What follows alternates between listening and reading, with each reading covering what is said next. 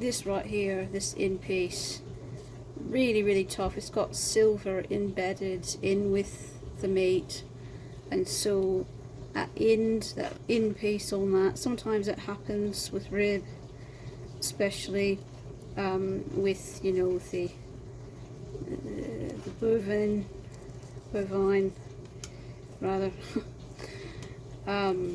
So anything that's, you know, just naturally not great to eat, a little chewy or something, then I'm not going to be that picky on, you know, just how much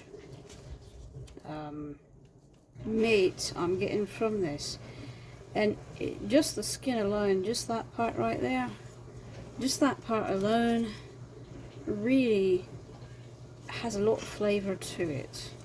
In the silver, you would not think that silver would have any flavour, but it really does. So you don't even need to have some of that meat to make it flavourful. You really don't. And actually the bones also in the ribs, the bones make a really good stock, really any rib bones.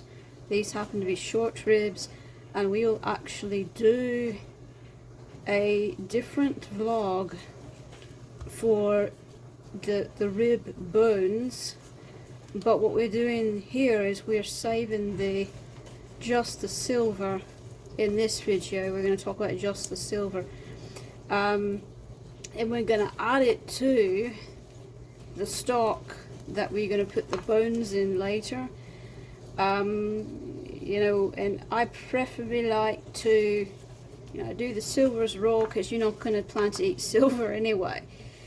But I actually plan to cook this, you know, to cook this with the bone in. I think it's better, it just tastes better than to remove the bone beforehand. Okay, so I personally would rather cook it first, and then after I eat the meat off of it, and after I flesh all the meat off the bones, just, you know, through eating it, then I put the bones in.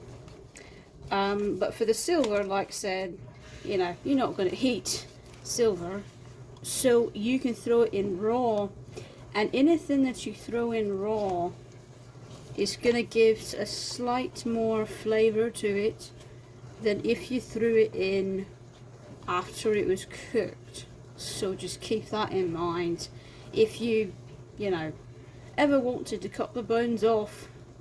But you know, like I said, I think that's almost a sin to do that on ribs, because, you know, boneless ribs kind of, in my opinion, takes away the meaning of ribs and part of the taste, I think.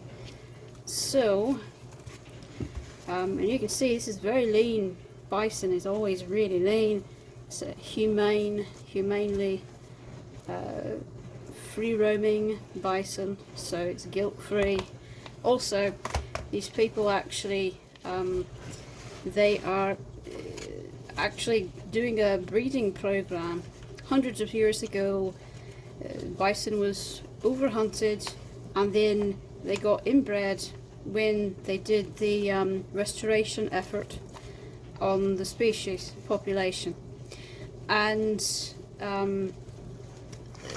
when they actually had all that going on, it was hard to find bison to breed from, so they came from a very short gene pool, very small gene pool. And they actually have a breeding program now where they're trying to purposefully crossbreed with any other lines that they can find to reduce being inbred.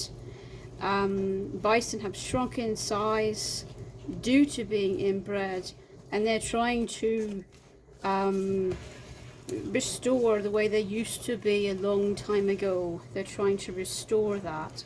And so I would say, I would say probably a lot of the ones that are showing signs of being inbred, that's probably the ones that they eat. And then the ones that have really good genetics, those are the ones that they keep in the breeding stock.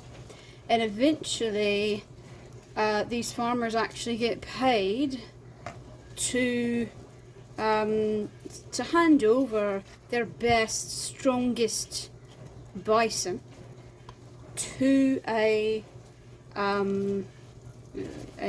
nature preserve, or at least a reintroduction program. So it's actually quite inventive, trying to reverse what we've done through farming by farming. It's very, very ingenious in my opinion, but as like I said, there is no there's no real guilt there, because it's a win-win really. You're culling the weak bison that's inbred and you're eating that, you know, and they're not weak. I'm just saying, you know, they're inbred, right? So it's not going to hurt you to eat it. It still provides you with just as much nutrition. Bison is packed full of nutrition. You know, they have, gosh, I think despite having half the calories as beef, they've got, I think, like I said, I don't want to tell you wrong, I think it's 28 grams per serving of protein, which is the highest protein content I think that you can possibly find. They've got a bunch of iron, a lot more iron than even beef does. A lot of vitamins, minerals, I mean, you name it. This is a power food, bison. So just because they're the smaller bison doesn't mean that they aren't just as tasty and just as nutritious. They most definitely are. I personally have a medical condition, predominantly due to Lyme's disease, I believe, and some other things as well, maybe just my genetics, I don't know,